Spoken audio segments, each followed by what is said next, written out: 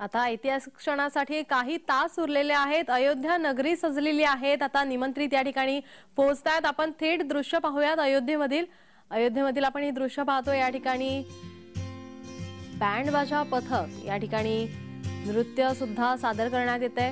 एक वेगळाच उत्साह सर्वांच्या चेहऱ्यावर आपण पाहतोय। रामलल्लाच्या स्वागतासाठी अयोध्या नगरी सजली आहे। देशभर सर्वत्रच उत्साह आपण पाहतोय। सर्वत्र राममय वातावरण निर्माण झालेलं आपण पाहतोय। प्राणप्रतिष्ठा सोहळ्यासाठी भाविकांची रामभक्तांची अयोध्ये नगरीत गर्दी या ठिकाणी आपण पाहतोय।